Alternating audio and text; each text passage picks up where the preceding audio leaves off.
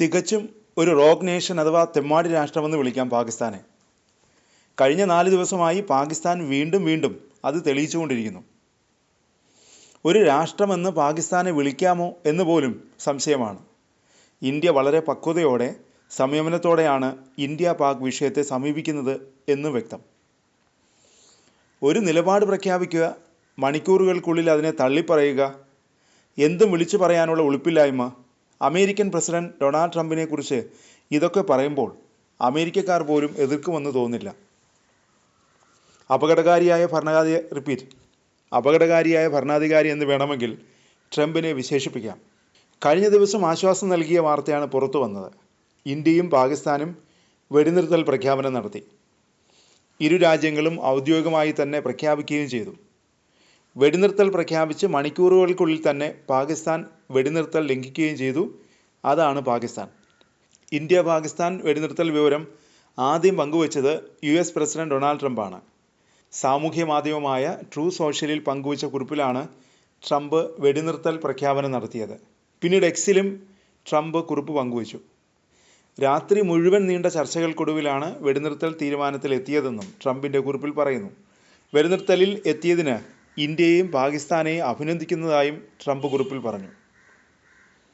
ഇരു രാജ്യങ്ങൾക്കുമിടയിലെ സംഘർഷം അവസാനിപ്പിക്കാൻ അമേരിക്ക മധ്യസ്ഥത വഹിച്ചു എന്ന സൂചന ട്രംപിൻ്റെ വരികൾക്കിടയിൽ വായിക്കാമായിരുന്നു. വെടിനിർത്തൽ പ്രഖ്യാപനം നടത്തിക്കൊണ്ട് ഇന്ത്യയുടെ വിദേശകാര്യ സെക്രട്ടറി വിക്രം മിസ്രി നടത്തിയ പ്രസ്താവനയിൽ ട്രംപിനെയോ അമേരിക്കയെയോ പരാമർശിച്ചതേയില്ല. പാകിസ്ഥാൻ്റെ director general of military operations Indian DGMOയെ വിളിച്ചു.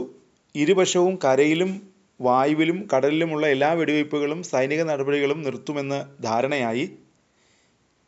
ഈ ധാരണ പ്രാബല്യത്തിൽ വരുത്താൻ ഇരുപക്ഷത്തിനും നിർദ്ദേശം നൽകിയിട്ടുണ്ട്. ഇത്രമാത്രമാണ് വിക്രം മിസ്രി പറഞ്ഞത്. ഇന്ത്യ US നേതൃത്വത്തിൽ നടത്തിയ മധ്യശ്രമം പരാമർശിക്കാതെയാണ് വെടിനിർത്തൽ കരാർ സ്വീകരിച്ചത്. US നേതൃത്വത്തിൽ നടത്തിയ മധ്യസ്ഥ ശ്രമത്തെക്കുറിച്ച് പരാമർശിക്കാതെയാണ് ഇന്ത്യ വെടിനിർത്തൽ കരാർ സ്ഥിരീകരിച്ചതെന്നത് ശ്രദ്ധേയം. പാകിസ്ഥാനിലെ മിലിറ്ററി ഓപ്പറേഷൻ DGയുടെ ആവശ്യപ്രകാരമാണ് ഇന്ത്യ വെടിനിർത്തലിന് സമ്മതിച്ചതെന്നാണ് വിദേശകാര്യ സെക്രട്ടറി വാർത്താസമ്മേളനത്തിൽ വ്യക്തമാക്കിയത്. പിന്നീട് വിദേശകാര്യമന്ത്രി S ജയശങ്കറിൻ്റെ എക്സ്പോസ്റ്റിലും US മധ്യശ്രമത്തെപ്പറ്റി പരാമർശിച്ചിരുന്നില്ല. അപ്പോൾ ട്രംപിൻ്റെയും അമേരിക്കയുടെയും റോൾ എന്തായിരുന്നു? ട്രംപ് പതിവ് പോലെ ക്രെഡിറ്റ് അടിച്ചു മാറ്റാൻ ശ്രമം നടത്തിയെന്നാണ് ഉയരുന്ന പരിഹാസം. ട്രംപിൻ്റെ കാര്യമാകുമ്പോൾ എന്ത് സംഭവിക്കാം? എന്നാൽ ഏറ്റവും ഒടുവിൽ ട്രംപ് നടത്തിയ പ്രസ്താവനയിൽ ഒരു കുഴപ്പം മറഞ്ഞിരിക്കുന്നുണ്ട്. ട്രംപ് സമൂഹ മാധ്യമത്തിൽ കുറിച്ചതിങ്ങനെ: ഈ ചരിത്രപരമായ തീരുമാനത്തിലേക്ക് ഇന്ത്യയും പാകിസ്ഥാനെയും എത്തിക്കാൻ സാധിച്ചതിൽ US അഭിമാനമുണ്ട്. ചർച്ച ചെയ്തിട്ടില്ലെങ്കിലും ഈ 2 മഹത്തായ രാജ്യങ്ങളുമായുള്ള വ്യാപാരം ഞാൻ ഗണ്യമായി വർദ്ധിപ്പിക്കാൻ പോവുകയാണ്. കശ്മീരുമായി ബന്ധപ്പെട്ട പ്രശ്നങ്ങൾക്ക് ഒരു പരിഹാരമുണ്ടാക്കാൻ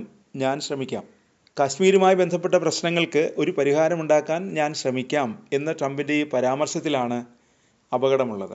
കശ്മീർ വിഷയത്തിൽ ഇന്ത്യ ഒരു മൂന്നാം കക്ഷിയുടെ ഇടപെടൽ ആഗ്രഹിക്കുന്നില്ല. ഇന്ത്യയുടെ പോളിസിയാണത്. അതിലേക്കാണ് ഗോളടിച്ച് കയറാൻ ട്രംപ് ശ്രമിക്കുന്നത്. ട്രംപിൻ്റെ ഉദ്ദേശം അത്ര സംശുദ്ധം അല്ലെന്നർത്ഥം. എന്നാൽ ട്രംപിനെ കളത്തിന് പുറത്ത് നിർത്തും ഇന്ത്യ എന്ന് വ്യക്തമാണ്. ഇന്ത്യയുടെ കഴിഞ്ഞ ദിവസത്തെ വെടിനിർത്തൽ പ്രസ്താവനയിൽ നിന്ന് ഇക്കാര്യം വളരെ വ്യക്തമാണ്.